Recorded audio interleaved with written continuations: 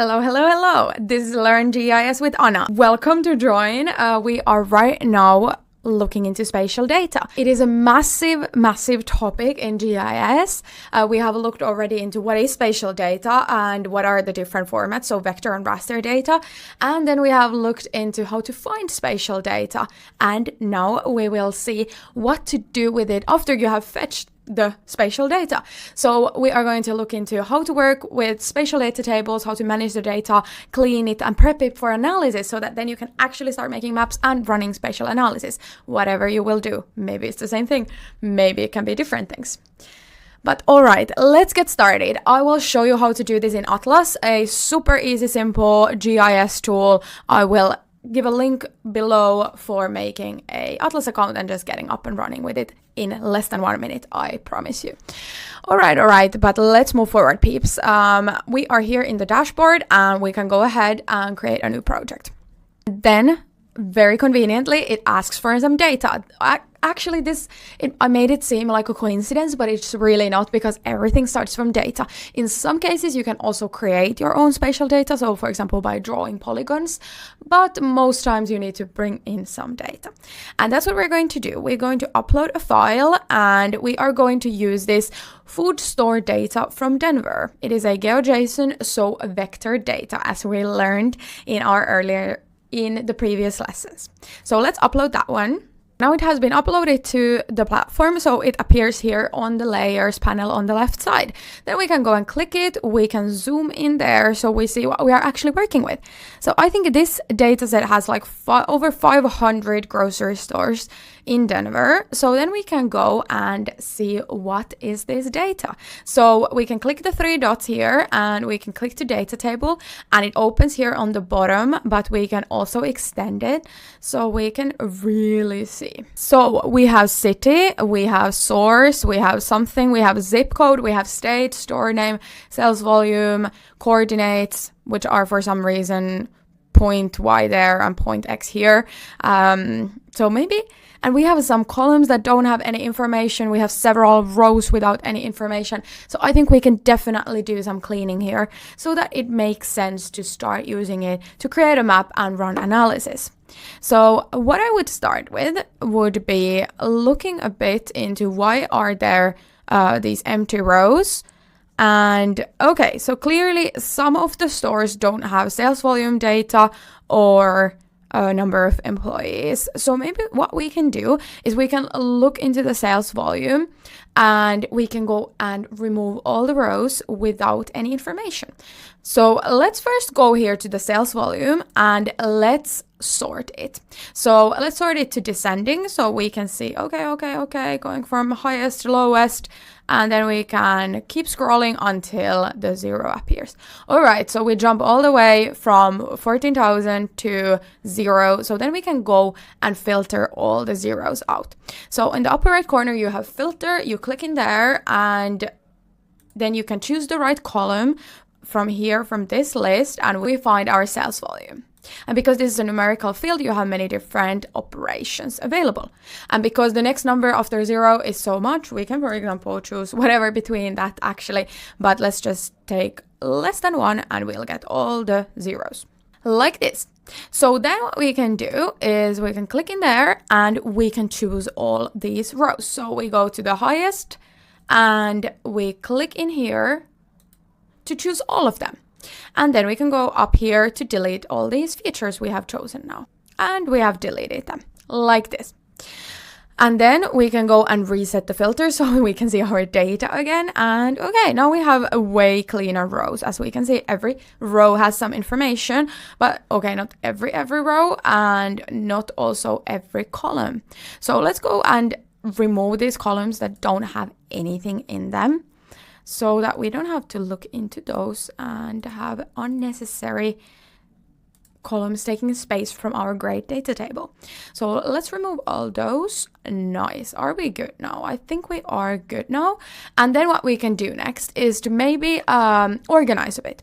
So right now it's a very random order, at least to me. So what I would definitely start with is the store name, because we are talking about grocery stores. So I think the store name is the best attribute.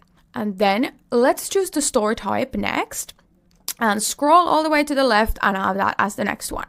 Then we can maybe have sales volume. That is maybe what we're editing the most here, so that's nice to have here. So let's just choose that one there, and then we can just go, and maybe we can bring the address as the next thing right there, and then we can have city, zip code, state. This source seems super unnecessary, at least for our case now. And then maybe address ID shows only 0 as well, so we can go ahead and remove that. Let's put point Y and X next to each other, because why not? And council district, Nikes, I don't know what these are actually. Oh, it's some standard industry category. I don't know. I'm not sure. But so if you are from the US and you know something about this, please comment and let me know what are these about.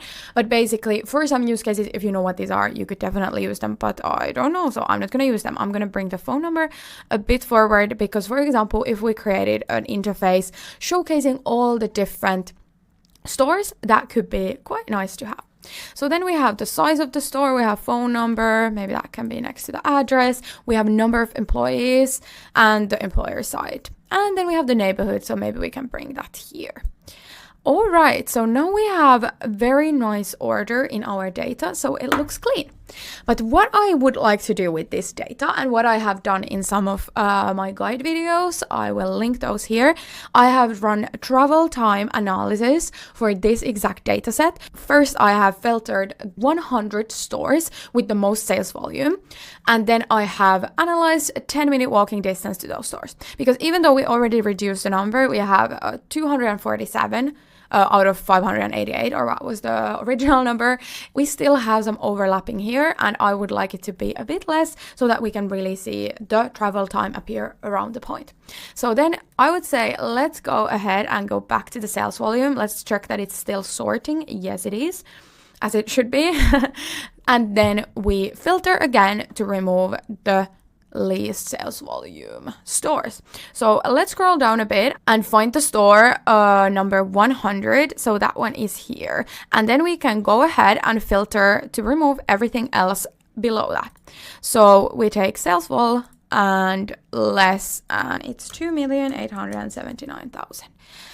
So let's apply that filter, and like we should, we have 147, and then we can go and choose all of those and delete features.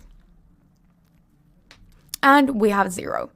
But we actually don't have 0, we just need to reset the filter, and now we have exact 100 stores with the most sales volume. So right now this would look pretty nice for the travel time analysis. And that's what we might do later in this course. Let's see.